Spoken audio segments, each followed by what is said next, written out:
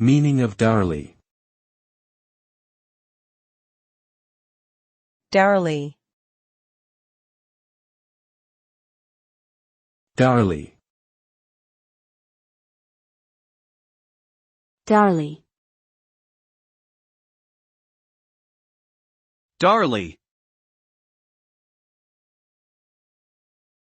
Dourly is an adverb that describes someone or something as being stern, harsh, and unsmiling. It can also refer to a situation that is gloomy, dull, and lacking in cheerfulness. When used to describe a person, it often implies a lack of humor, warmth, or friendliness. An individual who acts dourly might be perceived as unfriendly and difficult to approach. In contrast, a scene or environment that is dourly can create a sense of sadness or foreboding.